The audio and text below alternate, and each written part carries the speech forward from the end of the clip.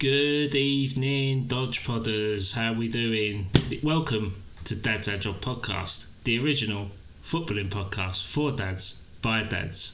And I'm joined by Callum. No, we're not joined by Callum. Sorry, I'm reading last week's script. This week, I'm joined by Rob. Callum is unavailable this week. He's doing daddy duties, and we are welcomed by a tashless Rob. Bear drills at his finest. It's very good. It's very good to be here. Thank you for having me on. I don't know why I'm thanking you for having me on. I'm supposed to be on. It's our podcast, mate. Thank you for going on to your own podcast. Oh dear, I'm sorry I wasn't on last week. I missed it. I missed out. But I am pleased. I am pleased to be on because I do miss it. I do miss the catch up. So it's good to be here. Thank you for name dropping my work name. Appreciate that. Yeah. Go follow Bear Drills on Instagram and YouTube and TikTok to witness the finest of all standing tuck somersaults. Yeah, if I got that right. It is. Yeah, you're good. And the sniffing armpit methods. Yeah, it's very important. Yeah, go follow the UK's finest cheerleading coach. But maybe not the finest cheerleading coach. Maybe one of the finest tumble coaches, but definitely not the finest cheerleading coach. I am tashless. I suppose that's probably what motivated me to actually throw a standing tuck. I felt like maybe I looked a little bit younger without the tash, but we'll see. And yeah, I did some gymnastics on Monday. I was poorly hyped up by my athletes, and they persuaded me. And I haven't done anything really gymnastic wise. It's about 2021, so to be able to throw something was pretty cool. Yeah, I thought you handled yourself pretty well there, mate, if I'm completely honest. Well, I was so surprised that I did it.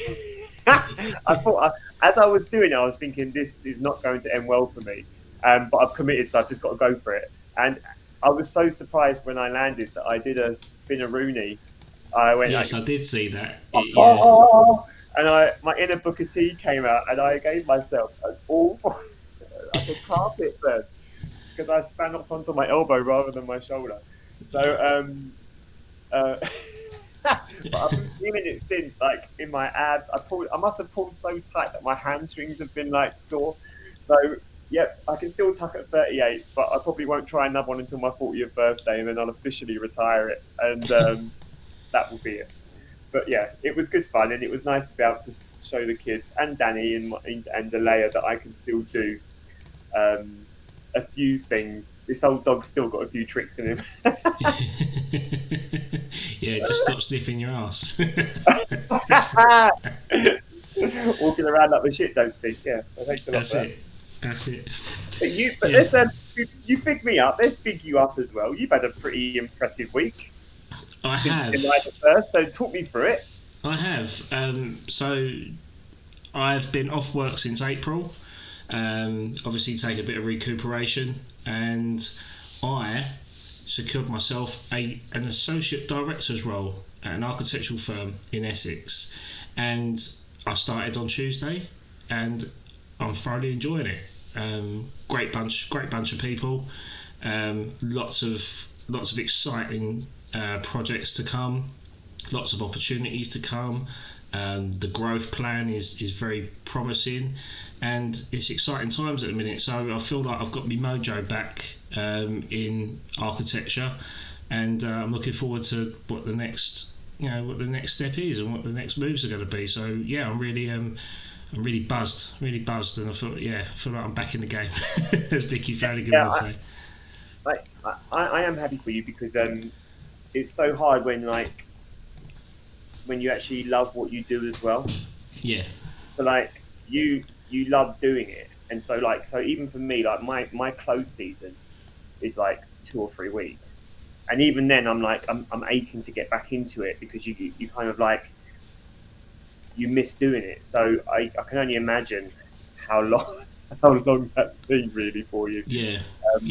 That's I've dedicated my entire working career to to do what I want to do. You know, like I've spent 9 years at university. I've got 18 years worth of experience in the architectural industry, and it's good to actually be put into a position where I'm going to be trusted and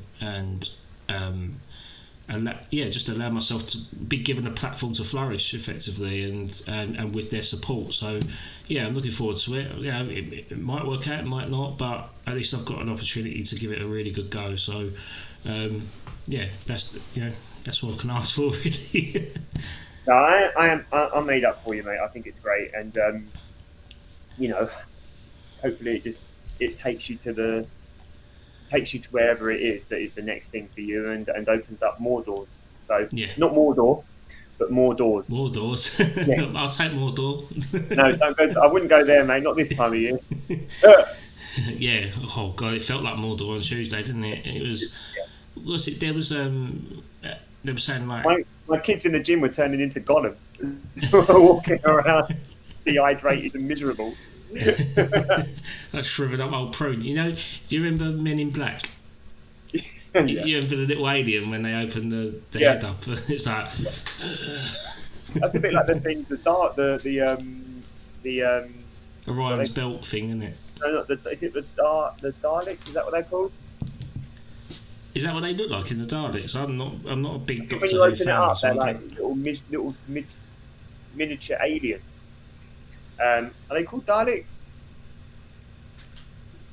I don't know.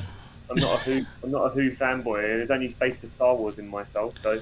Oh god, you can't have people like you. You can't have enough sci-fi in your life, can you? All I can think of is Dalek bread. That's all right, is it? Dalek bread. If Peter Kay was in Doctor Who. Daleks. Dalek bread. It's a great sensation. Mate, we're wasted on YouTube. We should be on stage. So.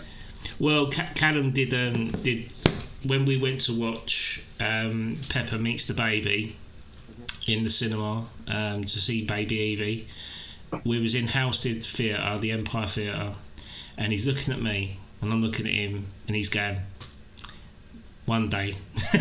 What do you mean one day? He goes, one day we'll do a show here. I went, yeah. I said we probably would do a show here, but we've got to sell tickets, mate. I don't think we've got the following to do that sort of stuff just yet, but who knows? All in good time. All in good time. Well, we've got 189 subscribers now, so maybe if we sold them a ticket, that would fill out the Empire Theatre. An evening with Dad's Our Job. An evening with Dodge Live. Dodge Live.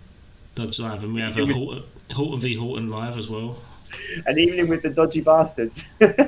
Dodgy Bastards, the Jammy Dodgers, the ones that are lucky. Very good. But whilst we're on, that's how you're talking about. I don't know if I can get this to work. You've got a new intro video because we're going to bring back Horton v Horton. Okay. So here's a little preview of what this video will be.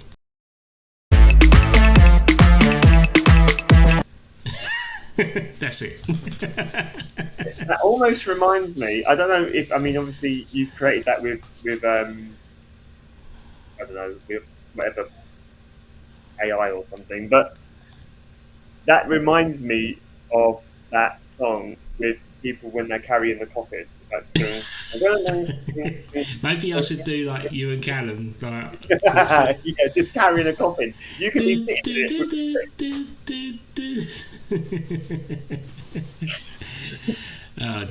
just in case you didn't get it the first time, here it is again. I like that. I like it. You're going to get done right, mate. What did you say? I was doing the music. Oh, I thought you said do it again.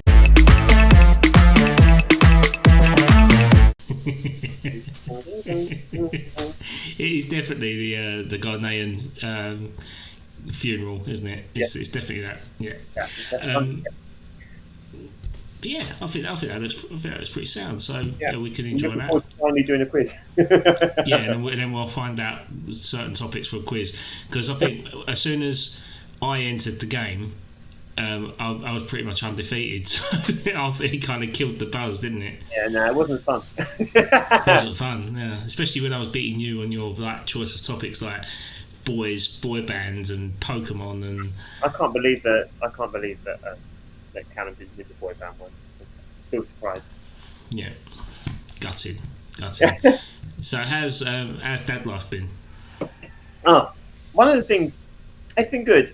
I think the last time I was on, I was bemoaning life, and I said that it's hard. Parenting has been really hard the last couple of weeks. But this week, what's been quite nice, and not just this week, because I wasn't on last week, the last couple of weeks, I just feel like, although there's some hard moments, and you know, both of my kids have medical needs, but there are really hard moments. What's been really nice is over the last couple of weeks, I've really seen my kids thrive. Like I just feel like they're thriving.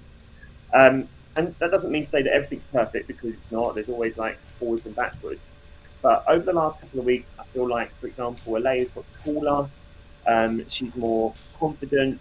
She's doing horse riding, and seeing her with her horse. Shout out to Meltdown. Seeing her with her horse. Is that what the horse is called? Yeah, the horse is called Meltdown. Quite a little nutter as well. But seeing them two together is so beautiful. Like the way that, you know, and I work, and Kelly gets the videos for me, and unfortunately I'm allergic to hay as well, which is an absolute nightmare for me. But when I see the videos of her riding,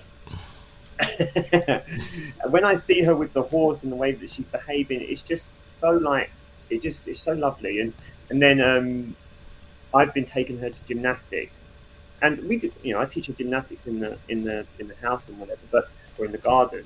But it's so nice just to be able to watch her and not be involved, and just let her do her thing. And so, you know, it's been really nice to see her thrive like that. With Danny, I've recently got him into parkour sessions. I took him to the Colchester Climbing Project, which, by the way, if you've got kids and they're around about 11 or 12, I think they do classes for younger kids, but 11 or 12 they're just allowed to get on with it. Danny was like, it was like watching a climbing tutorial. Like he was just so strong and so agile and so comfortable, and like, you know, that type of outdoor activity was just made for him. But then also, he's been having exams, his end of year exams, and he's kind of been really mature, probably more so than he ever has been, in terms of okay, I'll do a bit of revision before school, and he'll sit there on his laptop, and you know, he'll do like the BBC Key Stage 3 bite-sized history, and he's like, you know, and so I just feel like the last time I was on, it was a bit of a Debbie Downer, but you know, parenting is like that, isn't it? And so to see the way that they just seem to be thriving, it's been really good. What about you?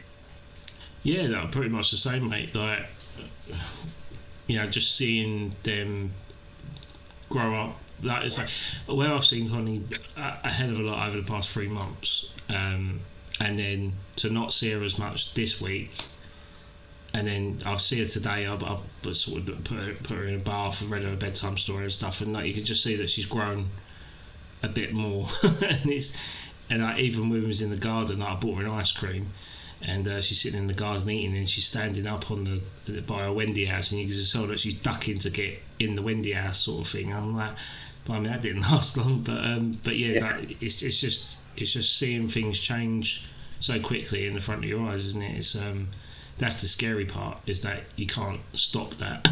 Like, you just want them to be the same size at the same time, but all the time. But they do grow. But yeah, it's I'll say it's good though. Like, over the weekend, like, if it was a good example that she didn't want her bed anymore. She didn't want a cot bed. So we went to IKEA on Friday and we got her a brand new bunk bed sort of thing with a den underneath it. Put that up Saturday, and then she come home Sunday to see this bed, and she was like, I got a big girl's bed, but dismantling her old bed was crushing a little bit really, because it's like, oh, my little girl ain't there no more, like my little baby ain't there no more. She's a little lady now, and it's I say it's nice to see her, like she's all proud of herself, like proud as punch, like, oh, you've got a big girl's bed now, and but the baby bit's gone now, you know, like it's that's the sad bit. I can totally relate to that. Up until maybe 3 or 4 months ago, I could do nothing wrong. I was the guy, right? Like literally anything, good, bad, daddy was the guy. And now it's like there's two of them. Right? They're basically the same, but a few years apart. Yeah. Right? But she's like, it's just like another Kelly walking around, and she's like mummy's little girl now, and she wants to wear green because green's her favourite colour and it's mummy's favourite colour. And I'm like, what happened? Yeah. Feel like you got to come back. They'll soon come back, right? But the flip is that now Danny's coming of the age where he's kind of interested in doing like more things with dad, you know? Yeah. It's not daddy anymore, it's dad, you know? And like, you know, even at the weekend, he had trials for cricket on Monday, and at the weekend we were out training for cricket. Monday he did his trials, he made the team.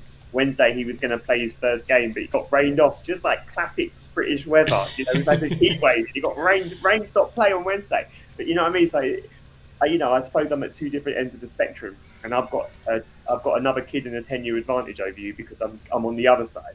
Yeah. You know, and so it's kind of an interesting dynamic right now, because it's almost like both dynamics are switching. But it's nice. It's nice because it's different, you know, and that's how it's supposed to be, isn't it? Yeah. Well, that's how it generally is. I don't know if it's how it's supposed to be, but that's generally how it is, isn't it? And yeah. But yeah, it's difficult on one side and kind of really exciting on the other, you know. But yeah. Yeah, sad. You've got all that to look forward to, mate. Yeah. I say it's just trying to enjoy every moment as it is. Like it's, as I say, it's tough at the minute, but yeah, it's it's a nice reflection. Nice reflection. So, has your beloved Arsenal been so far? Obviously, no games played, so your undefeated streak remains. I'm in a really good place with Arsenal right now. I genuinely mean that. I am really in a good place. I'm pretty good at cancelling out the noise on X, and like I don't tend to go to my For You page very often. I tend to stick to my followed page. Mm-hmm. I was very anti-X, and I've kind of found my way back on as you do. But I'm in a really good place. Can you hear me? Yeah. Okay. I like where we are. I like what we're doing. I like that the Arsenal women's team seems to be doing some really good business as well. And I know that there's this kind of whole argument that Arsenal haven't been doing enough, and Man City have improved, and Liverpool have improved. And I know we're going to talk about Liverpool later, but I really like what Arsenal have done.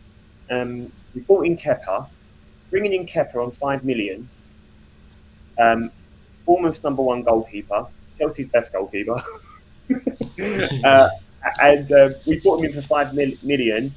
And Kepa is the type of person, you know, he's got a big personality, potentially maybe a little bit poisonous. We all saw what he did to one of his, I can't remember the Sorry, wasn't it? Sorry, where he sent out on the pitch. I don't think that will happen with Arteta, but he clearly wants to be a number one still. So I think that kind of competition will be good for Raya. I think that's a no-brainer business, and you know he wanted to come to Arsenal.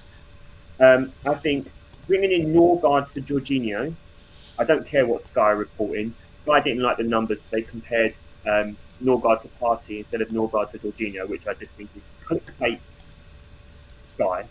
But bringing in Norgard to replace Georgie, experience, captain, leader, and will come in to block out a win or will play in the cup games. No brainer. Someone said to me, "Why would Norgard go there? He's starter." I'm like, if you're 31 and you finally got your chance to play Champions League football, you're going to take it. Yeah. Like, it's good business for Arsenal, um, and you know, I think it's going to affect Brentford, but getting 15 million for a 31-year-old ain't bad either. Mm. So I think that's good. I think Zubi coming in for Party will be rocky. I think that it will take some time, but I think Jorginho is going to be I'm sorry, I believe that Zubi is going to be a game changer. Yeah. And I don't, I'm not going to pretend that I spend all my time um, watching football outside the Premier League because I don't. Right? I've seen enough of the highlight reels. I saw what he did when he replaced Rodri in the European Cup final. If it's not right now, he will be. And if he does struggle, you've got Norgard, you've got Rice, and you've even got Miles Lewis-Skelly to come in and help. So I think that that's going to be fine. Hmm. I think Mosquera is going to be good business if he comes in. I think he's a centre back, but I'm not sure whether he's right or left. But he's only in his early 20s, so again, good business and potentially good business if we are. When you think factor in that we've lost Tierney, we're probably going to lose Zinni, and we've got Kirior, who had a fantastic end to the season. So he's obviously got people looking at him because what he did in those last however many games, and two of them against Real Madrid, and he didn't. And if anything, he was not the issue against Paris Saint-Germain. Mm. Kirior has put himself in very good place that we could potentially lose him, but we could also then sell him for a big profit as well. So I think that Mosquera coming in is smart. What is really exciting is what Arsenal are doing in the front three area. The fact that the Rodrigo links aren't going away, I think is like Özil and Sanchez level. You get someone like Rodrigo in, that is just like Liverpool signing Vertza. That is, and I'm not suggesting that Rodrigo is better than Vertza or anything like that. I'm not trying to do a comparison between them. I'm thinking about if you are making flagship signings, Rodrigo and Vertza are the flagship signings of the Premier League season so far, Hmm. or of the Premier League of the window so far, for me anyway. Um, but then what is, and the Rodrigo one is exciting, right? But the Eze ones, those Eze links, that's Yeah. pretty. That's a good link. That one, and the fact that they can get him and pay it in 3 installments. I think the deal is that they're actually offering to pay it in two and Yeah. pay less, but more over the two. So I think instead of paying 3 installments of 20, I think they're offering to pay 2 installments of 28, and then pay 56 million. I think something like that. But apparently that might be attractive to Crystal Palace. I don't know, but that's what I've heard. But Eze across the front three, and particularly where I would want him the most is in those attacking middle rows, the 8 and the 10. That's exciting. That's exciting because he's Premier League proven. Arteta loves a Premier League proven player. Hmm. Um, but he's a Haaland. He came from Haaland anyway. He didn't quite make it at Arsenal, obviously. He's gone away. He's made himself into this fantastic footballer, and Crystal Palace have really developed him and made him a fantastic footballer as well. And the fact that he could come back to Arsenal is so exciting. That one excited me more than Rodrigo, and not because I think he's better than Rodrigo. I just love it that he wants to come. If he had a choice to go anywhere, Arsenal would be his first choice. And he's best friends with Saka. These are all the things where you're like tick tick tick tick tick, get him in. It's no brainer. That is no brainer business. And and Tottenham wanted him. It's all the things, isn't it? I think Arsenal will sign a striker. Whether it's Gyökeres or Sesko, at this moment, I don't care because I think there's going to be so much behind them that's going to produce opportunities. They can both finish. If Arsenal signed Watkins and we got Eze and Rodrigo, I think I'd still be happy. If I'm being completely honest, because I think irrespective, Arsenal are going to start the season with Havertz up front. I think eventually they will phase him out, and it will be either Gyökeres or Sesko. If it's Watkins, Watkins will be an impact player. He'll come off the bench. It will be Havertz who starts. I have also heard rumours that there's a few teams in the German league that are looking at Havertz. So Havertz might only be with us for another season anyway. Yeah. I mean, And Leverkusen could sign him back, couldn't they? yeah, well, I love Havertz. I would be sad if I would be as sad if Havertz left as I was when Xhaka left. Because I think they were both that kind of unsung hero, and you don't realise how much they did for the game. For example, you don't realise how much Havertz does for Odegaard, and Odegaard is better because Havertz is on the pitch. And I think you miss those little. I think sometimes people miss those intricacies because they look at the output, and actually, when Havertz was at his fittest, if you look at this, so a lot of people were saying that losing Partey was an awful thing. If you look at both run-ins, last season and the season before, Arsenal came second both times. In the season when Partey was injured and Havertz was fit, we came second. We ran Man City to the door, and we scored our most goals in a Premier League season ever. Right, the season that Havertz is injured and Partey is fit, we are 11 points off, and Arsenal aren't anywhere near their totals from the previous season.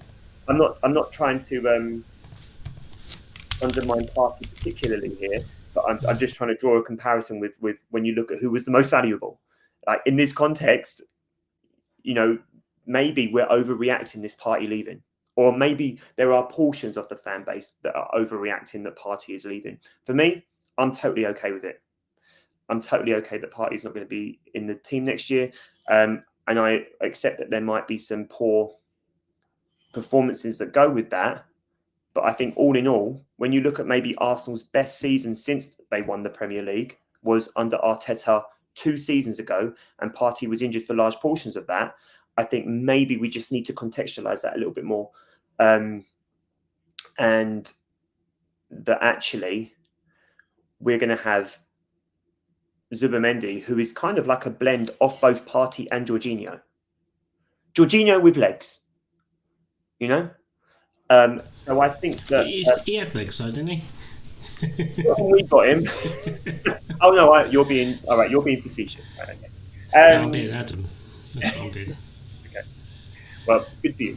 But I mean, I've spoken for a really long time there, so I'm sorry, but I have been thinking about this all week. So I think that Berta has come in and he's gone, I'm going to link us to everyone, and I'm going to drive the prices right down. But also, Arsenal kind of holding the market at a standstill as well, because Arsenal have got Gyökeres and Sesko, and it's kind of like whoever buys first will create the next shift of action. Both teams need to sell, so they're happy to drop their prices continuously. Mm-hmm. All right, and Berta's got us linked to all these players. We've even been linked to Morgan Rogers. So I'm assuming if Eze falls through, we look at Rogers. Do you think that weapon though, Morgan Rogers? No, is the truth. However, if we don't get Rodrigo, we've got money to burn on the left wing. So it's possible. Unlikely, because he's even got us linked to Anthony Gordon, who clearly wants to be a Liverpool player. So I think that Berta is doing a lot of pretty cool things, and it will be interesting to see how the window pans out. But this is why I've been quite calm the whole time. I'm in a group chat. There's a Chelsea boy. He loves giving it to me. Shout out Ryan. But he's like, you haven't signed anyone yet, mate. I am so relaxed because even with someone like Eze coming through the window, I think it trumps a lot of the signings that other people have made, because I would sooner have Eze than some of the players that Man City have signed. Arsenal have signed Zubi, or it's going to come through, and Man City have signed, I don't know how to say his name, Reindeer.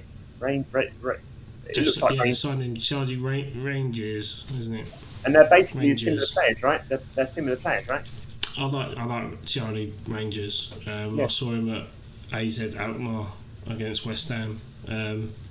Yeah, I like it a lot. It's for me. It was my Declan Rice replacement. Okay, well there you go. Hmm. So there's a lot of like for like, but the Eze one, that there's a lot of teams in the Premier League would be like, yeah, I'd have a bit of Eze. Yeah, it There's wouldn't. not I many that mean, would. There's not many that wouldn't. the Maybe thing. not Liverpool now because they got worked up. But Mm, if you, but even if you look at and Man City maybe because Mamouche is dropping back a little bit, but even Man City have got the Fodens of the world, haven't they? They've got an aging, they've got an aging, Gundogan, um, Silva. Is it Silva? yeah, Rodri You picked know, up an injury as well. so Eze would have been a decent player for them if Yeah. we're being fair. Obviously Tottenham have looked at him. Man United probably didn't need him because I think Bruno Fernandes is one of the best players in the Premier League. Like if Arsenal had been linked to Bruno Fernandes, that would have been amazing. You know, um, so there's only a few teams maybe that wouldn't have needed it or wouldn't have Mm, taken it. Maybe Man United and maybe Liverpool, but again, it's a market opportunity because the instalment fees are so low. So I just think it's a fantastic piece of business if they get it done, and everything seems to be in Arsenal's favour for that. Um, so who knows? Um, I think there is one thing that I wanted to talk about before we moved on though is that what is interesting is that the left wing thing seems to be heating up a little bit because I know that there's been some interest from the Saudi leagues in Martinelli.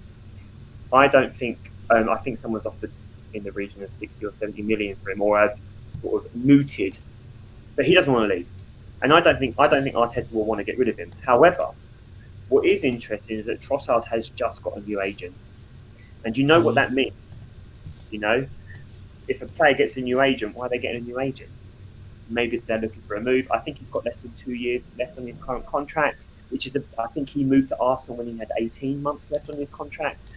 So Arsenal might look to ship him, and he might be wanting to be shipped because he's a good player and he's been great for Arsenal. He's probably one of the best January signings Arsenal have ever made, up par with Aubameyang.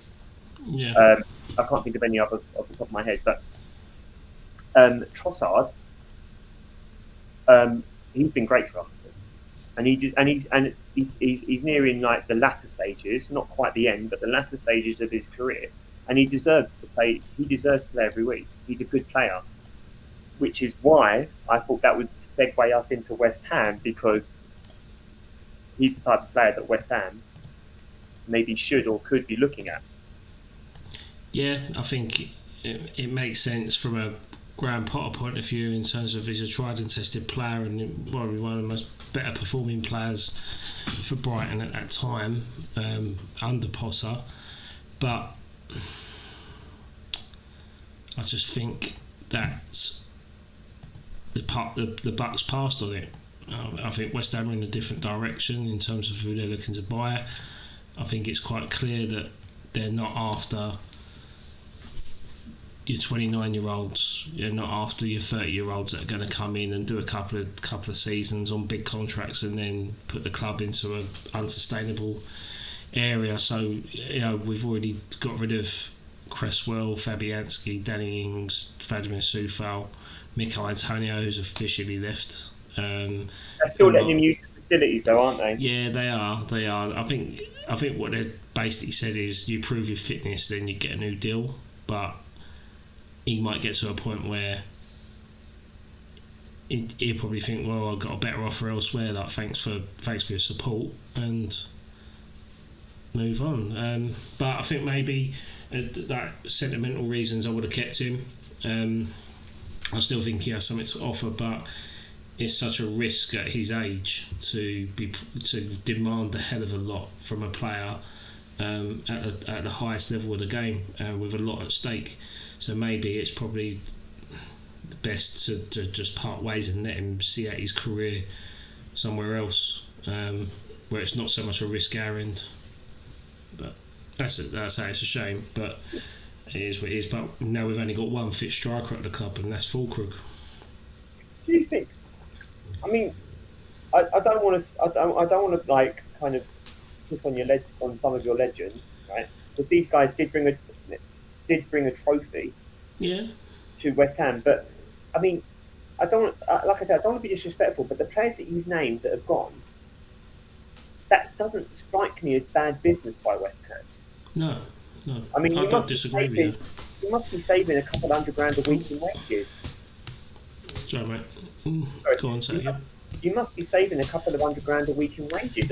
Maybe 300 or 400. I mean, what was Danny Ings on? 100 plus, so maybe 400 grand a week in wages. 120 grand a week he was on. I think West Ham have saved something like 460 grand on wages alone. So 6 million a year. Yeah. Just on That's wages. not bad business to me. That doesn't strike me as bad business. It doesn't. Especially when you think, right, now you've got 420k wage budget, weekly wage budget to spend that you've already outlaid. What you could do is you could give the academy players a longer term contract now with a wage that makes them want to stay. So you've got I keep banging on about the academy, and as we heard last week with Mark Phillips, how highly he sees our academy. You've got to secure these academy assets effectively, and I would easily spend 100k of that wage budget to secure them, tie them down, and make sure that just up their wages. You only have to look at Arsenal. Arsenal have got so much better at looking after their academy talent. Yeah. I mean, we lost a couple. We lost 2 to Man United, which I think is such a shame. Because we lost, I can't think of the other boy's name. He's a striker. But we lost Heaven, and I can't think of the other one's name. It's going to annoy me as well. But Heaven left for Man United on a free, right? I've seen him play. He played against us. He looked all right. It makes me think that maybe Mosquera is like a black hole signing. We're filling the hole because that was the hole that was going to be filled by Heaven. So it's almost like we're having to spend 20 million euros now to replace the player that we already had, But other than that, Arsenal have been so much better at looking after their academy talent. Saka, Skelly, Ranieri, Dalman's coming through. And there are others as well that have unfortunately not made the cut, but they've managed to come through and have Premier League careers. Emil Smith-Rowe comes to mind. But West Ham, who had such a rich history of it, just don't seem to be bringing them through or looking after them as well. You're the West Ham guy. I think they are now. But any academy player that we've let go has been for a reason, and they haven't pulled up trees. I can't actually think of an academy player that we let go on our terms that's done well. Not as if that was sold or that. I'm talking about we've released them, we've let their contracts expire. I think probably the last academy player that we sold that probably done an okay job would have been someone like James Tompkins. Declan Rice done all right. Well, yeah. I didn't want to go to the glaring obvious, but like when you think James Tompkins, but I'm talking. What I actually mean is releasing them as a promise player made a little bit of an impact, and then not really accelerated their careers to the heights that we all thought that they were going to be. Like Harrison Ashby was coming as a right back, and he was going to be a very, very good right back for West Ham. Newcastle touted him. They tapped him up. They offered him 40 grand a week, and he signed there on a free. Or no, he signed there for like £4 million because we were going to lose him in the free in the summer. He got loaned out to QPR. And I think he's been released, and he's at Swansea now. So it's like, well, you didn't really do that much of a career change, did you? Like, considering what he was hyped up to be at West Ham. There's other right backs that have been there, like Ngakia. Ngakia was supposed to be an answer to West Ham in the right side again, but he let his contract run out. He thought he could get a bet, because he played quite a big part in West Ham's season that year. he got released on a free, and he signed for Watford and hasn't done anything. You know, there's been so many talents that we let go, but there's even some that we've sold and we've gone, what? And you think, how much did we let him go for? Like Alese, who went to Sunderland, and now he's I don't know where he is now, but he played a big part at Sunderland in terms of where they are now, because his performances paved the way for them to get more signings in and stuff like that. So, but I don't know where he is now. So I think we make a pretty good decision on terms of the assets that we keep and the ones that we let go. And I think the crop we've got now, I'll be very, very surprised if in about 3 years' time that 5 of them ain't in the first team. Just because I think we just think so much of them, and as Mark described last week, they're West Ham boys. They're the blood of what West Ham way means. That's what I've craved. I've missed a fan of the club since Mark Noble, really. I've missed players like that, and to have someone like Alford, who's born and bred West Ham, George Murphy, born and bred West Ham, Caden Casey, these players, and then obviously bringing in younger talents from elsewhere like Ollie Scholes, who's originally Chelsea way, but he's come in and adapted, and he's fed off the West Ham way, and Callum Marshall, and there's plenty of other Northern Irish talents that we've snapped up that have come over, and now they're all die-hard West Ham fans, So it is good to see that impact come now. Can I ask you then? So, all right, you've let a lot of your legends go. You've got a plan for 5 years. Right? There's big changes coming next summer. By your own sort of analysis. In which case then, what in the Lord does the next 12 months look like for West Ham? Because I don't really see anything business-wise looking like much is going to happen. You're already on the bare min. You've got players like Kudos who may go to Tottenham, which is a waste of a career. But Thomas Frank is a good manager. And he is a good manager. Like, you've got to give Thomas Frank. Like, I now worry about the North London derby, maybe for the first time in a couple of years, because Thomas Frank does have a history of having Arsenal's number. Let's not forget that. For Brentford. I think you still have to give Frank his flowers. He might be able to get a tune out of these players, but even Tottenham are going to be losing a few potentially, I think. But forget about them. What does the next 12 months look like for West Ham? Because actually there are still some good players there, but you guys have got to stay in the league first. I'm worried, mate. If I'm going to be honest, I am concerned, more so the fact that Potter didn't really get the very best out of the players in the 4 months that he had in charge last season. Although some of the players that he did rely on have now been released, the old guard. But for me, I think if West Ham sold no one but bought no one, I'd be happy, because I know that we'd be keeping. I know it sounds like a bit of a cop-out thing, but for me personally, I think if we keep the Kuduses, the Paquetas, the Alvarezes, the Součeks, the Ward-Prowses, the Fulcrooks, the Bowens, the Aguerds, Sadibo, that's still a good enough team to stay up in that Premier League. Still better than the 3 that come up. Need a goalkeeper.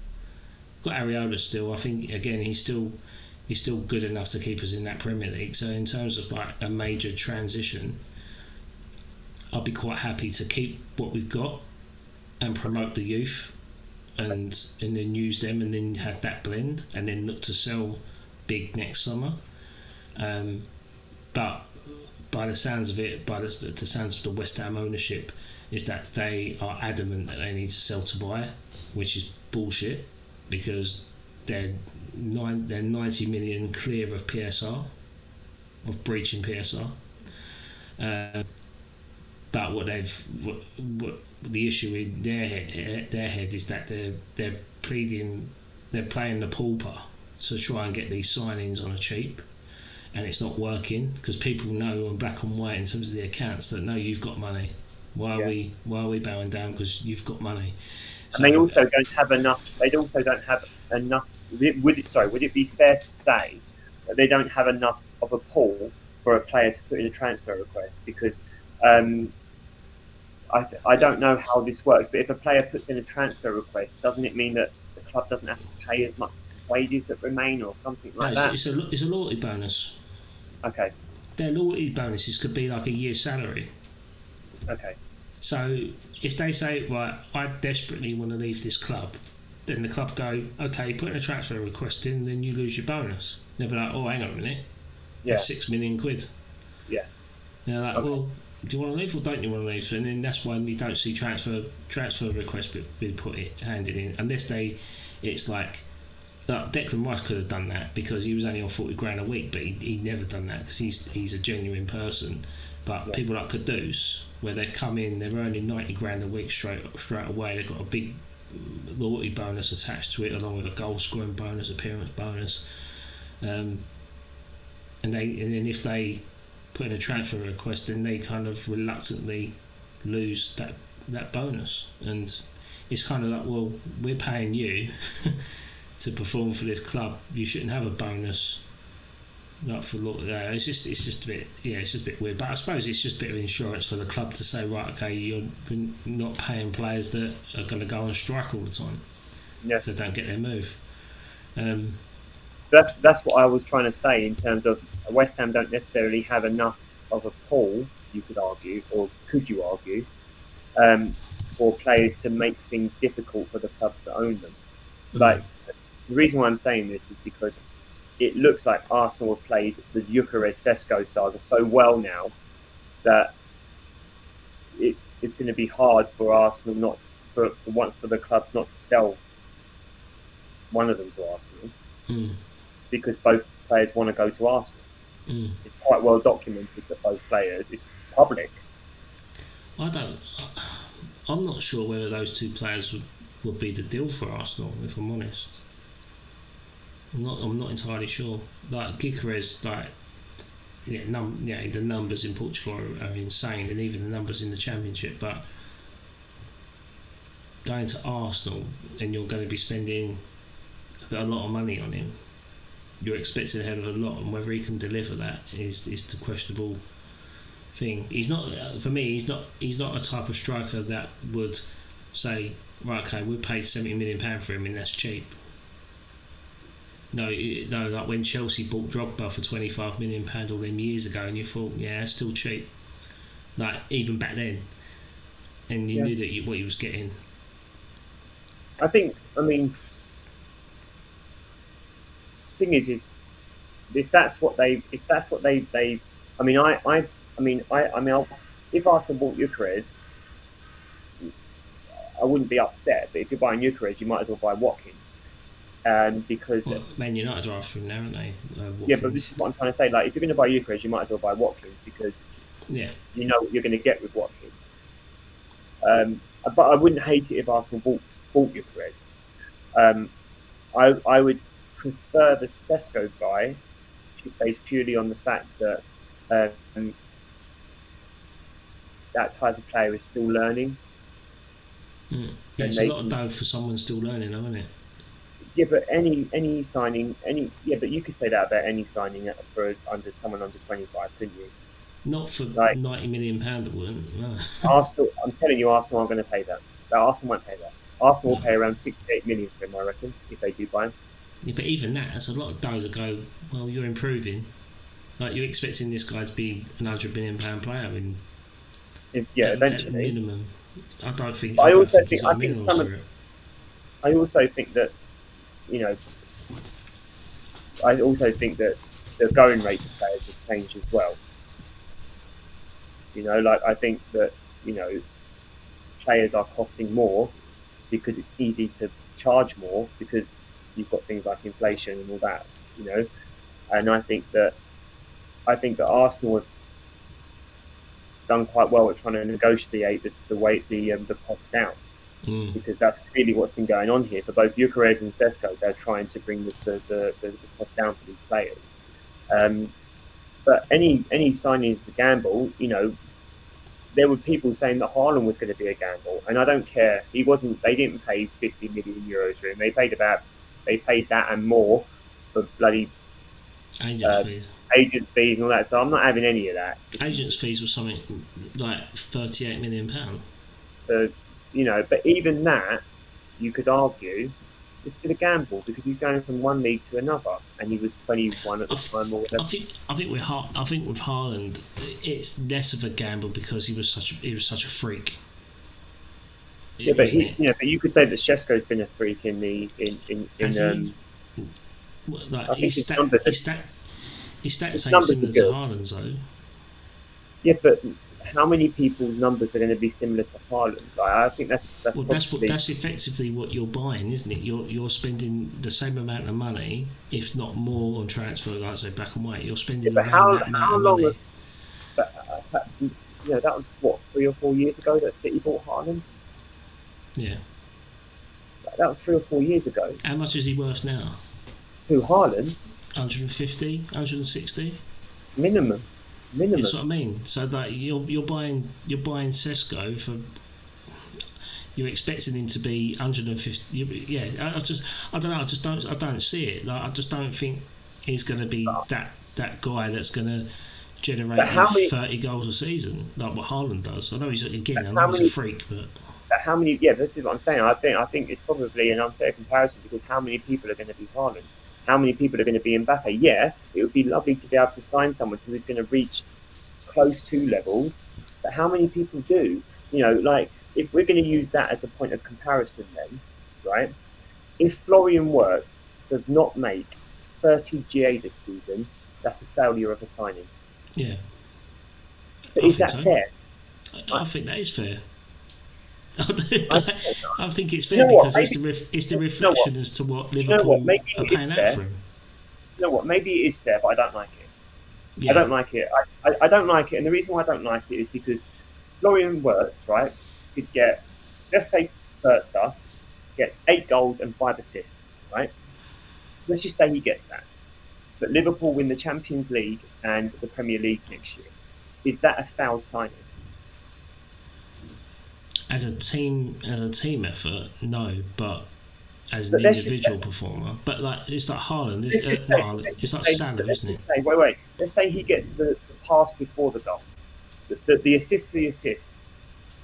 What if he has 20 assists to the assist? I just think like, Is I that just he's think like, going? Is that the contribution? Is he the no, assist of the assister? Yeah. the Is point I'm, that his the point, contribution? the point I'm trying to make is, right, if Arsenal win the league next year, right, and Sesko is the starting striker and he gets 10 goals, I don't give a shit. I think that, to turn around and then be like, um, he's 22, he hasn't done enough this year.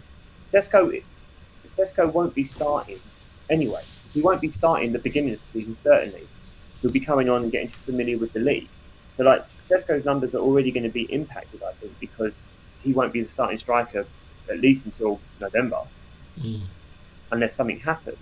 Sesko won't be an immediate start, but someone like Gyökeres or Watkins will want to be immediate starters. Watkins probably not so much because he will have to accept what his role would be on the team if Arsenal did sign him. But Gyökeres would be a starter, and his numbers. I think there'd be more pressure on Gyökeres than there would be on Sesko.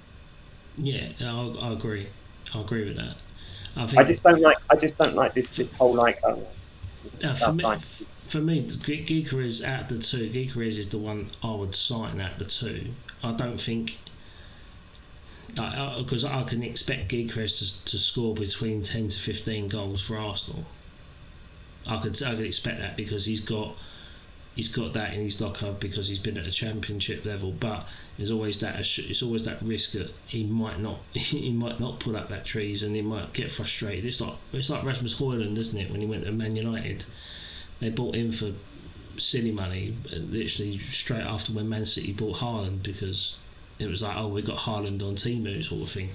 But his numbers are alarming, and his numbers in Sturm Graz and Atalanta were phenomenal.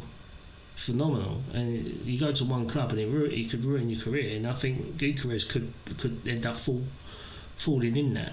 I know I'm quite contradicting myself, because I think if he gets 10 to 15 he does well, but just for me it still feels like a risk, Arsenal, when it comes to Arsenal. Like Ollie Watkins isn't a risk, I think, because you know what you're going to get. He's not a risk. I could see them signing. If Arsenal were to sign Sesko, Watkins becomes a more likely signing to me. If Arsenal sign Gyökeres, then I don't think we even look at Watkins again. That's my personal opinion, because I think that then, you still got to think that we've got people like Jesus on the books as well. But I mean, I think Arsenal are going to, even now I've got my phone on Do Not Disturb, but even now I've seen there's somebody in the knows that I follow are saying that Arsenal have made official contact with Gyökeres. Yeah. I need to shout out this guy because he's quite good actually. But and then also that Arsenal are looking to do a deal for Eze. What's he in the know called? He's called @2SAFC, but he's been pretty accurate. If you kept Havertz and you had Eze playing behind him, that's the way forward, I think.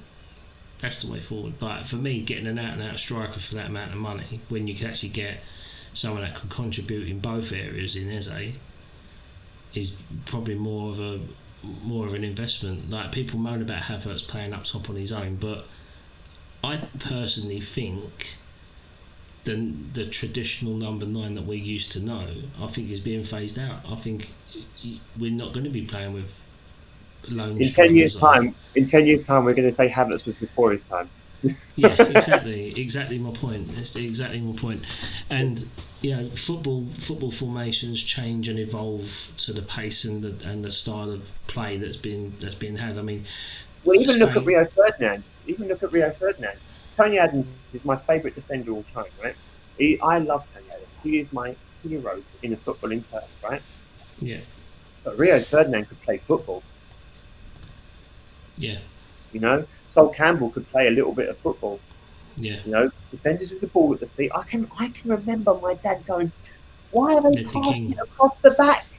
My dad used to get furious. Why are they passing? I see that we've conceded a goal. Dad used to go mental. Right? That's the standard game now. The defenders play football. And all of a sudden the strikers can be midfielders now. Yeah. Whereas before it was okay, but Henry kind of invented this kind of this left wing striker that he was, and he kind of redefined that for a while. But now we've got defenders, midfielders who are strikers who are coming back and being 8s and 10s and interchanging with attacking midfielders. I think you're right, and Eze and Havertz and Odegaard really cook, because they be like just like an interchanging triangle would be beautiful. Yeah.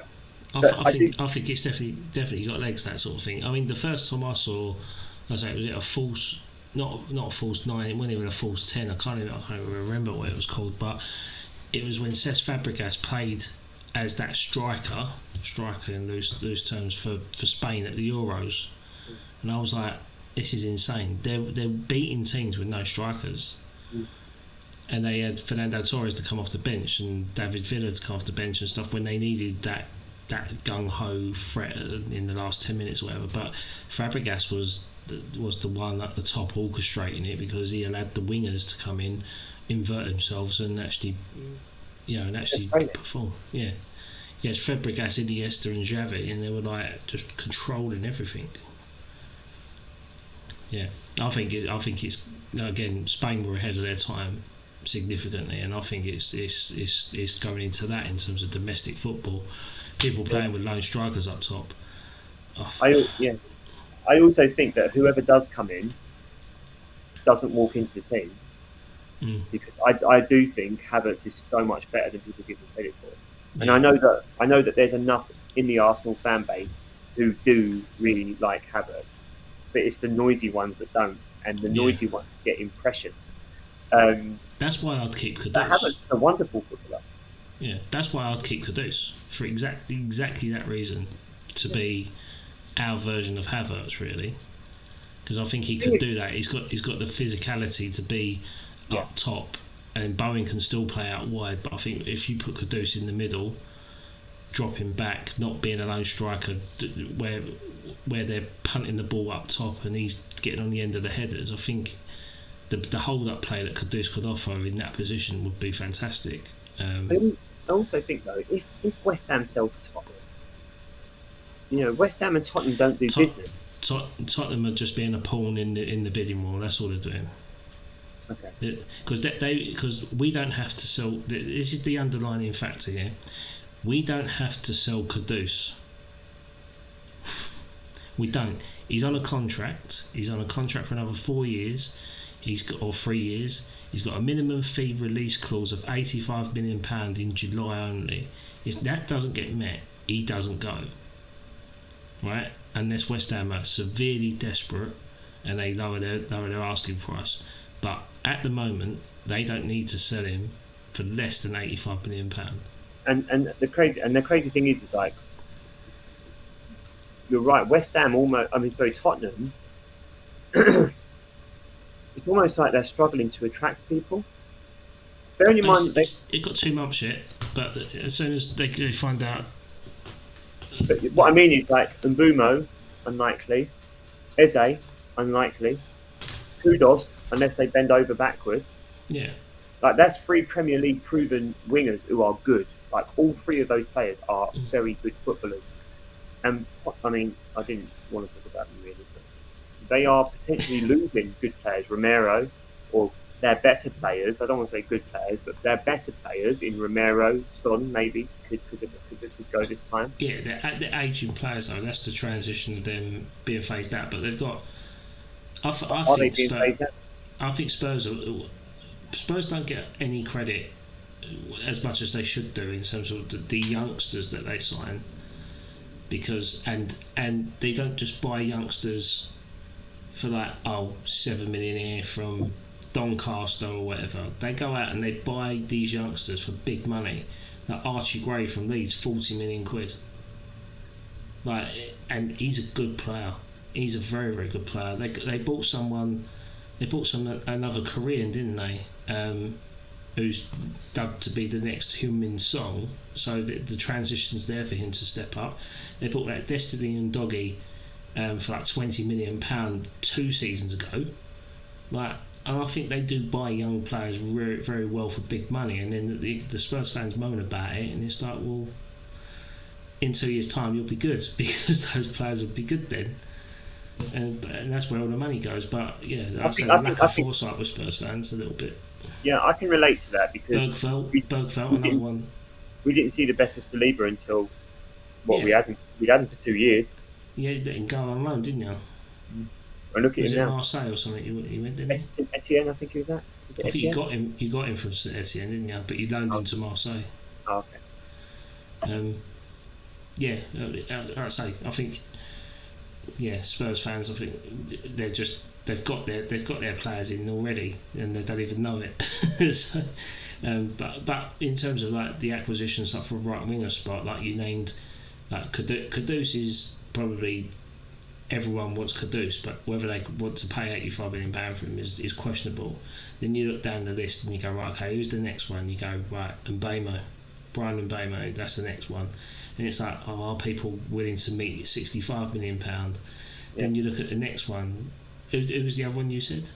I said Eze because they were linked to Eze. Yeah. Different position, really. But. Yeah, and then you got Visser. Visser could play out in the right, couldn't he? Then you've also Not a got bad striker though, Semenyo, isn't it, sir? Not a bad Semenyo, striker, this son. Semenyo at Firmino's just signed a Bournemouth. new contract though. Yeah, but if that's got a minimum fee in it, I think it's like £70 million or something. It could be bought for. Oh. Again, When did that I come think into? I think he's better than Kudus, Semenyo. They He's on both the got other an side aren't though, they? isn't he? He's on the other side, isn't he? Isn't No, it's the Semenyo? same side, aren't they? I thought they're both right hand I sides. thought, I thought Semenyo was a left winger. I mean, it doesn't matter. I think Yeah. I like Semenyo as well. I thought Kluivert was on the right. I thought Clivert was left, but maybe it's It's what probably Iriana me. does is swapping them. It's probably me. Yeah, but and you've also got Mitoma, who's declared his intentions to stay at Brighton. Like, there's so many right wingers out there, and I think it all comes down to price. Whoever's the cheapest at the point in time will probably end up being the most expensive, because that's when the bidding wars start, don't they? That's why Spurs are being involved with Kudus now. But if he goes to Spurs, it doesn't bother me about him going to Spurs, unless it is what we want for him. If West Ham say, right, okay, we want £80 million bare minimum, and Spurs go, okay, fine, we'll pay that, then I'm fine. But if Spurs manage to kind of get us down 10 mil or 15 mil, then I will be annoyed, because we would lose an asset there, and you'll never get another Kudus for the same money, or even someone near him for the same money. So then you're looking into going back a few years and trying to find the next one to come in, or that money gets distributed elsewhere in another area of the pitch where we're weak. Just another one for the transfer roulette. Orney's just dropped a bomber that Newcastle are really trying to sign Anthony Elanga. But yeah, I like Elanga. Yeah, but if Newcastle are going to sign Elanga, where does Gordon go? Go Liverpool, won't he? Well, that's what you've got to think. That's going to be the next step for Anthony Gordon, will be to go to Liverpool if they can. If Newcastle can get Elanga, Newcastle aren't going to want to spend more than 50 million, you would think. So, I mean, Gordon. I mean, they can hold Liverpool to ransom for Gordon, I reckon, and maybe get 60 or 70. Yeah, well, Liverpool could even throw in a couple of players that they want to get rid of, like Harvey Elliott. Harvey Elliott, yeah. I mean, do you know what? Harvey Elliott in that midfield, by the way, with Tonali, Ramirez, your boy, Joe Linton. Joe Linton. And Harvey Elliott's a tasty boy as well. He don't mind getting amongst it, does he? Yeah. So it's almost like I've seen nothing to suggest it, but you saying it, it's almost like he is kind of like a Newcastle midfielder, really, isn't he? That kind of Czech Tiote kind of midfielder. Yeah. Because he has got a bit about him, Harvey Elliott. So that could be a shout. Yeah, I like him. I'd take him at West Ham all day long. I think Liverpool are reluctant to linked him once upon a time as well. Yeah, that was when he was at Fulham, wasn't it? I think it. No, I saw somewhere that they were considering putting a bid in for him when he was at Liverpool. Maybe last season before. But I did see that. I remember it. Yeah, but in terms of that, West Ham's transfer activity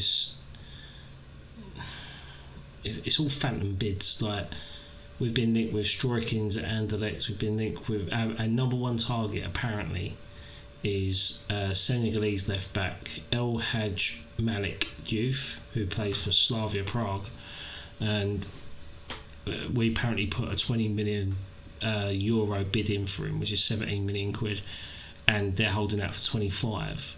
Now, if he's the number one target, what's the point of squabbling over 5 mil? Like, you just sort it out, don't you? And if he's the one that we want, but because sadly David Sullivan is the one controlling the financial side of the transfers in terms of what to spend, he's reluctant to go over the odds to get the player to get our number one target.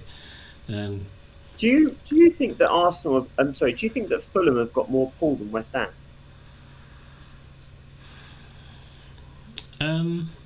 I think we're level at the moment. The only reason I'm saying it is because Fulham have been linked-ish to both, like a double bid for Nelson and Zinchenko. Mm. Zinchenko, They're just trying to buy all the old Arsenal players, aren't they? They had Smith Rowe, they had Wobie. I mean, like Zinchenko. Reece Nelson, I can kind of see like the questionable. Like, is Reece Nelson the right fit? Is he going to reach any further than he is currently right now? But Zinchenko is a really good footballer. Not for me. Oh, man, really? Not for me. I just think that he's not. He was at Arsenal at the right time when Arsenal were trying to climb. We were after him. We were after him the same point you was when we was in Europe. We tried to buy him, but he opted to go to you guys for less money. Oh, really? Mm.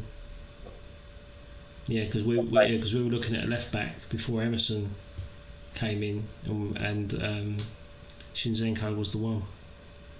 He's a good footballer.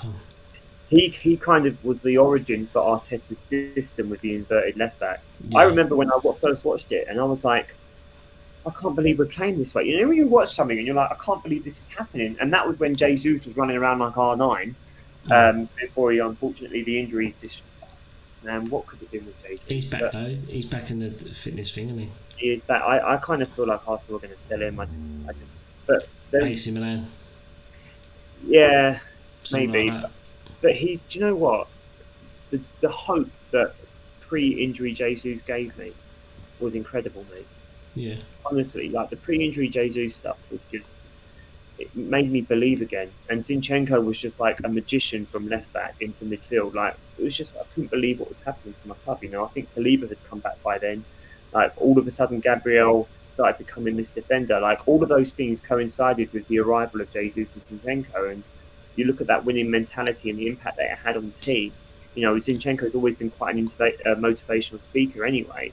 Like it just with the impact. Like Willian as well, didn't you? We did. Just didn't quite work out for Willian, but fair play to him. He asked to end his own contract rather than wait for the payout so that he could still play football, and he did a job for Fulham, didn't he? But you know, I will be sad to see both Zinchenko and Jesus go because they were part of that. They were so important. They were integral to the transition that Arsenal made. Yeah. But Zinchenko, I think, will still be amazing for someone like Fulham or West Ham. I think he can do better than that. Like I honestly do. I just think that I think that MLS. I just think MLS is he's got that position sewn. But for me, like for every Zinchenko that we get linked with around that age group, high wages, experienced, it prevents someone like Ollie Scales developing.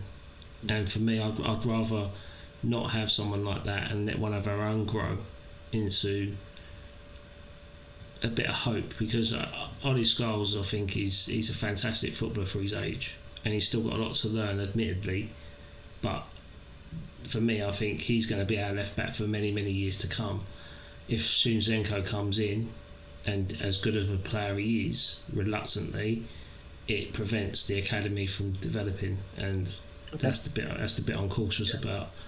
No, fair enough. I mean, I think Zinchenko will leave this summer. I think he would cook in an Italian league. I think he would be like Maldini. Lazio. I honestly feel like he'd be a Maldini in the Italian league because he's so good on being on the ball. Even in Turkey, I think in Turkey he'll probably do well. I think the Turkish league is Fenerbahce are cooking at the minute in terms of the players that they've been linked with and what they're buying. Yeah. I think even Tammy Abraham has gone to Besiktas. I know. There's a lot going on in those leagues at the moment, isn't there? Yeah. And they ain't far away from Saudi Arabia when you think about it in terms of geographical sense where they are. I don't know if I don't know if Zinchenko would survive out there, mate. No. Like, bless him.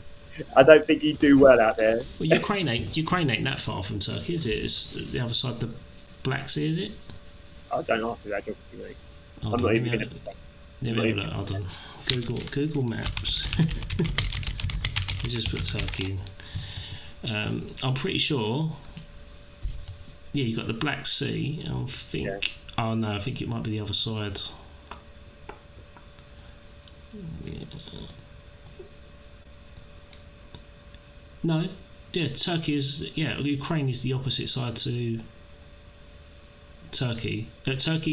Ukraine is opposite to Turkey in the Black Sea because you've got the Crimea Yeah. island that's now been occupied by Russia, and then Turkey is just south. Yeah, I think my geography was alright.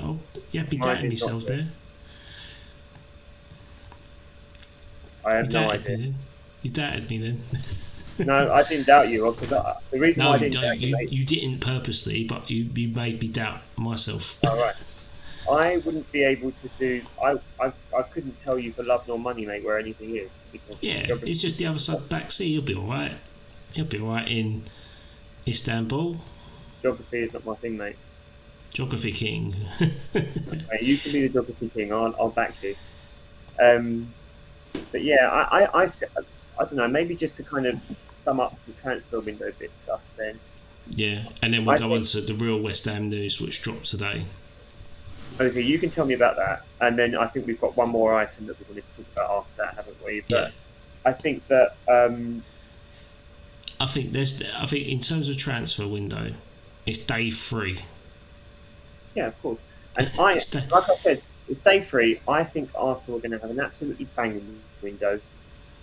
If we get Well, Rodrigo, I say day 3. It's been a couple of weeks, but in terms of players that contracts expired, and now that players have left certain clubs, now it's a bit more of a flexible time to start movement, and it's also the new season financial year. So that's when we say day 3. That's when in our heads the transfer window begins effectively. let me just have a look at something quickly before we do. Then, where is it? So let's have a look at this. I've just had a look at best footballers that are out of contract are currently out of contract. How many of these would you have? How many of them would you have? All right. at West Ham. No, this is just in general. But this is the best 20 that are currently out of contract. You ready for number 20? Go on. Right in at number 20. Danny Ings. Oh, no, I think I'll pass on that one. So some of these I don't know. This guy is at Lyon. Nicolas Tagliafico. Tagliafico, yeah, he was at Ajax as well, I think. Apparently in the Premier League as well. Leicester, I think. Oh, Leicester or Fulham, I think he might have played for. Brian Osei Samuel, who's at Fenerbahce. Yeah, he's a good player. Birmingham, who is it? Birmingham are looking at him. Tyrese Boland from Blackburn Rovers. No, next. Oh wow, I didn't realise this. Abdoulaye Doucouré is free at the moment. Yeah, he left Everton in the summer, yeah. He Yeah, left. Michael Alunga, No. he's in a Qatari club. Abdel Abkar from Al Alaves, he's a Moroccan centre half. Number 13, Victor Lindelof. Yeah, I'll take him. I'll take Victor Okay. Lindelof. Here's one that you take, maybe. No, maybe you wouldn't actually. Callum Wilson. No. Yeah, well, maybe not. He's a bit older than he. There's someone else on that list I'll definitely take. I know. I'm DCL. David Yeah. Sullivan written all over it. Yeah, I'd have Calvert-Lewin all day long. I would Let's have see what number. Let's see what number. What? Let's see what number he is first. Akram Afif from Al Sadd. You know what? I touted Akram Afif to join West Ham in way back, well before the Qatari World Cup. Well before. I think it might even been 2017, 2018. I even wrote an article for West Ham Way saying that we should be signing this player. I'll Google it as you're continuing. I'll try and find Okay. it. Junior Firpo. He's actually been linked, hasn't he? Because he was from at Leeds, Barcelona. Yeah. He thinks about Betis now. Here's one. This one. I'm surprised by this one actually. I didn't even realise. Nelson Semedo from Wolves. No, I think he's too old I'm now. not saying maybe not, but that's a surprise one. Yeah. Javi's quite. Sorry, 2017, I wrote an article for the West Ham Way saying that Akram Afif should be someone West Ham should be investing in. Good job There you they go. listen. What could it be? Javi Mate, Cueto. I'm telling you, right? He would have been. He would have been pivotal in West Ham earning commercial revenue, especially with the World Cup leading up in 2022, because he would have been captain and star player for that country, and he won the Asian Cup as well for Qatar, and I think he was probably like the Asian equivalent of Mohamed Salah, like in terms of like Middle Eastern sort of thing. But yeah, I wrote an article for it. What I'm gonna do is I'm gonna put this in the chat, live chat. So if anyone wants to look at that, you're more than welcome to click on it. That's my scout. That's my scouting. All right, you ready? Yeah, go on. Kurt Zuma. No. Yeah, a lot of them are West Ham players, mate. Josh Brownhill. I think Apparently, West Ham a link to him. Yeah, apparently he's already bought a house in Ingatestone or Brentwood. Listen to this. This is literally what it says underneath his name. Josh Brownhill, Burnley. And then underneath it says, there are links to a West Ham move that sound like the most West Ham move ever. That's what it says. Is that on ChatGPT, is it? No. This is literally what it says. Honestly, I can't. What website? Football 365. Right. Okay. The next one, number 4. Thomas Partey. I'll take. Well, allegations aside, I'll take the Thomas Partey. Mate, just to fill a void. Most teams would take Thomas Partey. Like, I'll be honest. I'm not. What's the word? I'm not sentimental about him going. Like I'm not going to miss Thomas Partey. I have to be honest. I know he's a good footballer. I'm not going to miss him. And his wage demand is the reason that we are signing Norgard. Number 3, Kyle Walker-Peters. We've been linked with him, but apparently we've turned him down. I think he'll end up at Spurs. What, back home? Yeah, because Spurs need to fulfil a 4 homegrown trained at the club quota, and they haven't got that. Number 2, Dominic Calvert-Lewin. Yeah, 100%. I'll get him. And number 1, Jonathan David. Yeah, again, I'll get him, but I think he's going to Juventus. But I mean, some of those aren't bad. Jonathan David is the hottest. Apparently, we've offered him a contract already. Right. But just so I think he's just mulling it over. He wants to make his way. How old is he? He's 26, 25, 26. How old? Yeah. I mean, listen, if you want to make your way in London, that's not a bad place to land, is it? He'd be good at Arsenal. Yeah, he would. For free. But I mean, Arsenal. I suppose with the free agents can take their time, can't they? Yeah. They don't need to rush. They can look at what comes up. But, you could, if you were a free agent, there's no need to sign in July. You wait until August when teams are getting desperate, and all of a sudden your wages are a little bit higher. You don't have to rush. And then if Arsenal don't sort their business, or say not Arsenal, but any team like that who are looking for a striker, all of a sudden Arsenal come in or Man United come in. That's immediately a better deal than perhaps going to play in the French leagues. Because you're going to get more money, more exposure, whatever. But yeah. What's this other amazing bit of West Ham business that you wanted to tell me about? Well, for those that haven't seen, very excited. Yeah, West Ham have released. Where is it? Can you see it? Can you see it yet? I cannot. Oh, right, there we go. Yeah, that helps. West Ham have released this little number. That is their new home kit for 25-26. Okay, can you talk me through why you don't like it? I don't like it because, one, I don't like the badge. I don't like the golden hammers. This is something that has been brought in from a 1999 rebranding exercise from when West Ham changed their badge way back when. I don't like it, and I think it sticks out like a sore thumb, and it's just not. All of West Ham's hammers have always been white or blue or even claret if it was on a background, but gold against claret, I'm just not a fan of it. Just not a fan of it, and that colour just reminds me of the castles that we had outside Upton Park, the Mickey Mouse castles. Yeah, I remember those castles. Yeah, And I've got. Yeah, I'm just not a fan. I'm just not a fan of it. If that hammers was white, I'd probably be more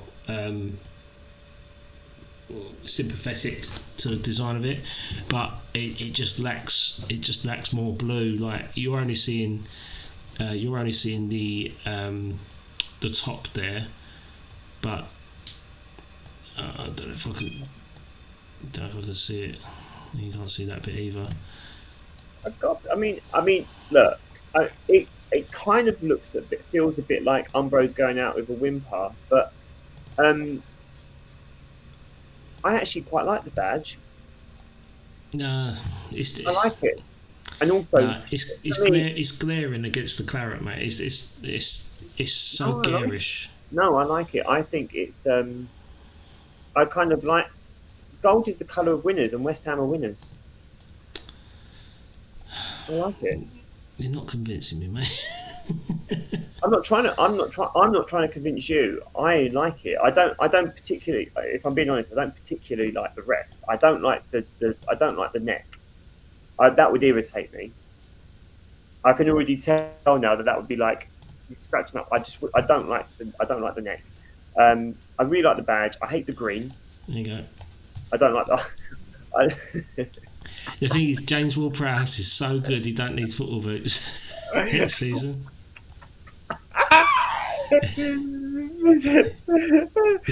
Listen, I like it even less. I hate those shorts.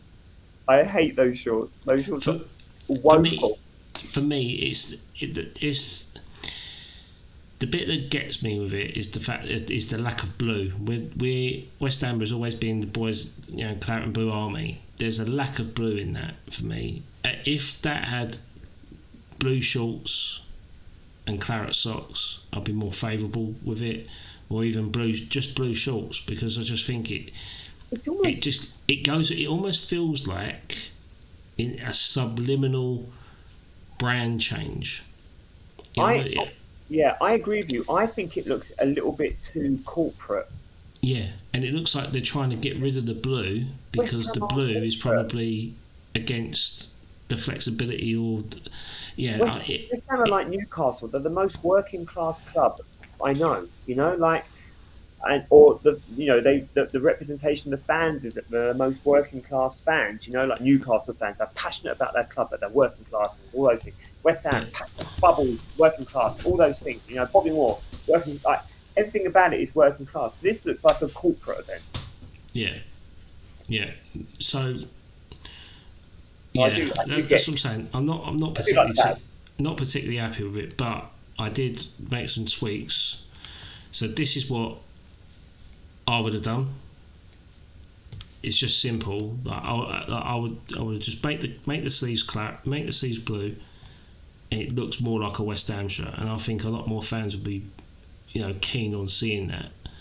But the issue with it is that it's too similar to last season's strip, with the hoops on the cuffs, and the neck's changed because the neck was a bastard last year. It didn't go down well at all with the players. It was almost strangulating them. But I think that could have been a better option, and I think West Ham fans would have accepted that. Also, another one, they could have done it like this. Again, it still looks more like West Ham. I don't like that one.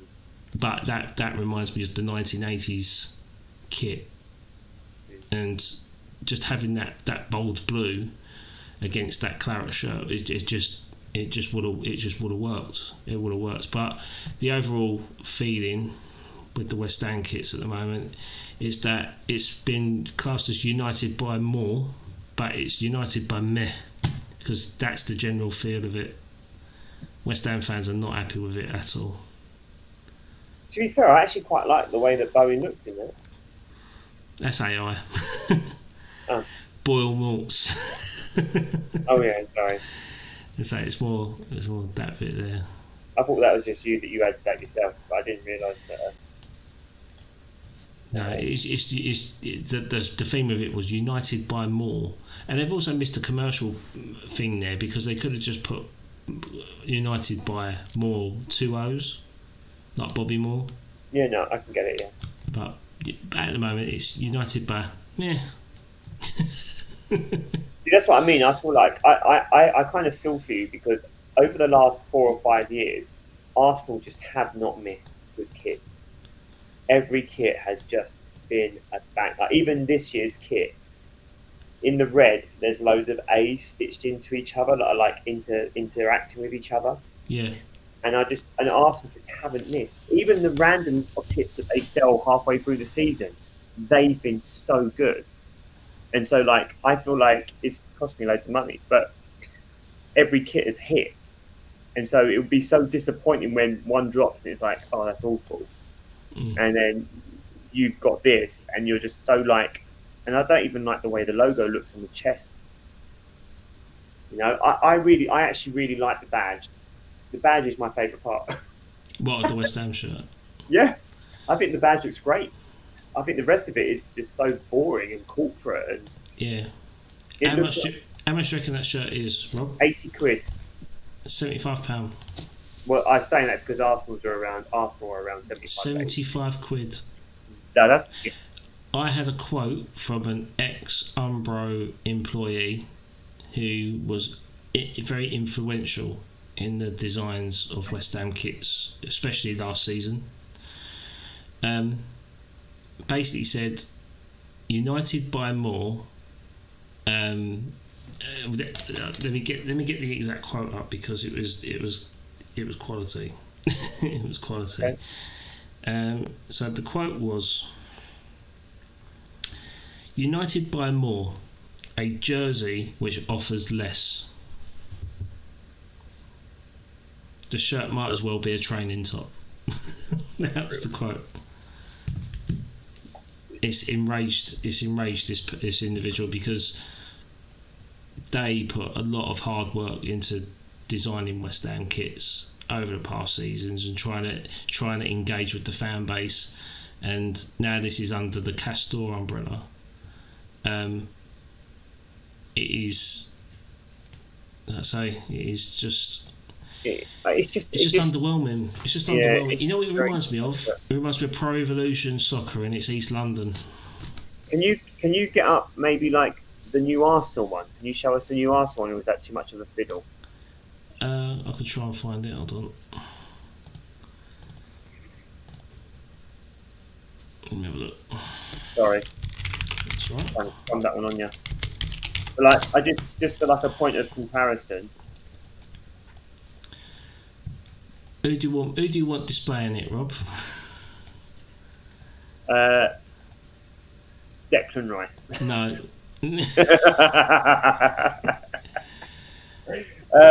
Saka, Skelly would be okay. Whoever's there, mate. Just whoever's there, I don't mind. I've got your Declan contract, Rice boy. would be my first choice. I've got your contract, boy. Let's see if it's there. No, it's not there. Shit. Hold on. Let me try and stream it another way. Share.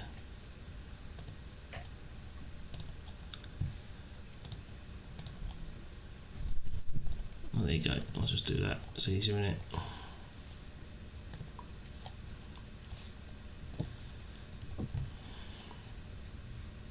There you go. See, mate, it's just so beautiful. I'm sorry because you're so upset, but like, you can just about see the patterning if you look closely between the Adidas and the badge, but you can see that there's like designs on the chest of the shirt. Yeah, I can engage that. look at Big Gabs, but you can see, like, if you look at the shirt closely, you can see that there's stitching into there's like a design into the fabric. Yeah, Oh, yeah, I do know. I But just even if something, Adidas don't miss, mate. They just haven't missed with us. They really haven't.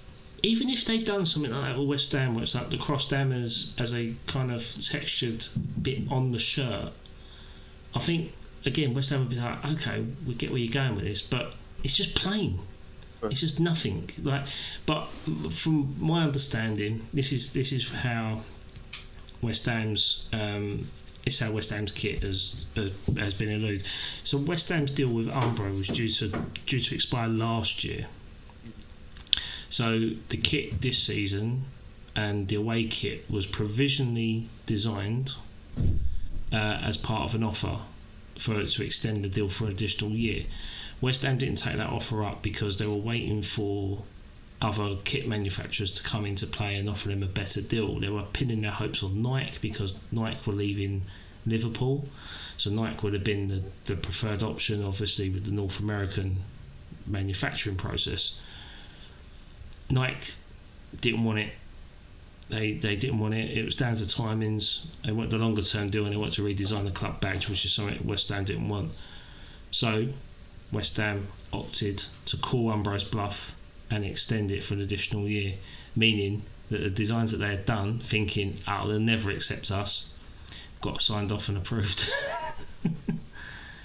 So the kits have been designed so it's the bare minimum, and I was told that these shirts cost $8 to make, and they're selling them for £75 each. It'll be a record low sales thing for West Ham this year, in my opinion, for home shirts. It'll be a record low. That'd be my prediction. Yeah, like I said, Arsenal must make so much money from revenue for Adidas products because Adidas. I don't want to be disrespectful because there's nothing wrong with Umbro, but Umbro isn't sexy.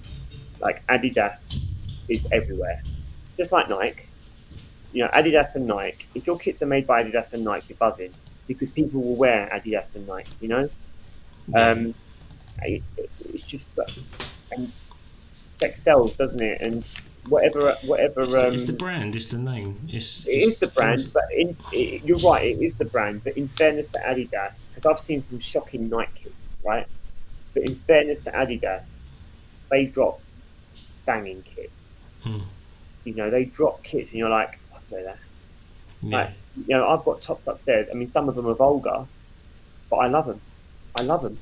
I love it. You know, I've got that horrible multicoloured thing that that was like a training kit. I love it. I wear that to the pub. And then there's the kind of the carnival one that they dropped around about. I think it was Christmas they dropped it actually. But it was like this kind of like Brazilian carnival thing they dropped. I love that sweater. You had the Jamaican one as well, didn't you? Oh, was it? No, that's probably the one. That's probably the carnival one that I'm talking about. Oh right. But I had the long. Callum got me it for my birthday. It was like a long sleeve sweater one. I would have killed for the t-shirt version, but they sold out. Like they were already like selling for 3 or 4 times what they're worth because they were so popular when they came out. Yeah. But you know, Callum managed to get me one, and I think he had to pull a few strings actually when he got me that. But you know, I love it and I wear it and great. So it's just I can only sympathise with how frustrated you must be because everything that Adidas drops, I'm like, that's banging. Like, it just gets better every time. But next season, we'll have New Balance, so we'll have a brand new kit manufacturer. Again, it goes into my tin foil hat theory of North American investment, 2026, new ownership, blah blah blah. Go to different episodes to rewatch me have a rant, but yeah, that's my general feeling. But we're gonna finish the show now. Before we do you want to say if you want to talk about it or not? Yeah, I think we didn't want to really talk about it on our podcast as much because being an Arsenal and West Ham fan led podcast, it's hard for us to talk about an ex-Wolves and ex-Liverpool player, but our thoughts and condolences go out to Diogo Jota, who sadly lost, him and his brother, who lost their lives this morning, came back home to England. So yeah, it's sad, especially we can feel for the families, obviously, because he's a dad to a young family, been married recently as well, and at the age of 28 is no age, and to leave your entire family behind is sad. It's sad. It's definitely made me think very differently today, because like in a one-off incident, everyone's lives can change, and yeah. Can I just clarify as well? What Adam meant there was, there is nothing that we could say that would do justice Yeah, that's to what I Diogo mean. Jota as a Liverpool fan or a Wolves fan might. It is horribly sad news, and I can remember when I saw the news come up on my phone this morning, and I just could not even comprehend it really. He was a wonderful football player. He dunked on Arsenal more than once, but he was so good that he dunked on everyone. Yeah, done it to us quite a few times. I mean, yeah. Just a wonderful footballer, impossible to dislike. And I read some of the tributes that the Liverpool players had made, and some of the Arsenal players as well. David Raya did a wonderful one. And then some of the Liverpool fans. I saw a video of a guy who walked up to Liverpool in his Everton shirt, and he laid flowers at this kind of memorial that they put out for him. And I just thought, that was, those types of things are bigger than football. And Diogo Jota was a person. By all accounts, he seemed to be. Andy Robertson said he was the most English foreign footballer to ever play in the Premier League. So by all accounts, he was so loved, so liked, but he was just a person. He was a husband, only married 2 weeks. Yeah. So, and he's left behind 3 kids as well, and also thoughts with his brother too. Just such sad news. Yeah. Nothing really more. It's sad. It's such a hard thing to, our words can't justify it, like you just said. But it's such a hard time, and the thing is, it's worth mentioning. It's worth raising, because it just shows how important life is and how much you've got to live every day. I mean, it's not just Diogo Jota being a high profile sportsman that's lost his life, but you could go back to last weekend when a child lost their life for a tree collapsing on them at Southend, and things like that. It's it's a hard thing to talk about, but all we can do is just raise it and say sorry to hear the bad news, and makes us reflect that a bit better, doesn't it? Yeah, and I really do feel for his family, and I do. There's a part of me that kind of can feel what Liverpool fans are feeling as well, because even though he'd already gone from us, Jojo, when Antonio Reyes died, in similar circumstances, I remember being at, and he was well loved, but ultimately he went back to Spain because he missed home, not because there's anything particularly wrong with Arsenal, but he was so loved at Arsenal, and so when that news came, yeah, I remember that. So shocking, and I wasn't quite prepared for how I felt, at the time, and he wasn't a current Arsenal player at the time, he was just at Seville, wasn't he? Yeah, and with Liverpool, he was their current player. They just won their 20th title. He wore the number 20. There's so much about that is so poetically tragic.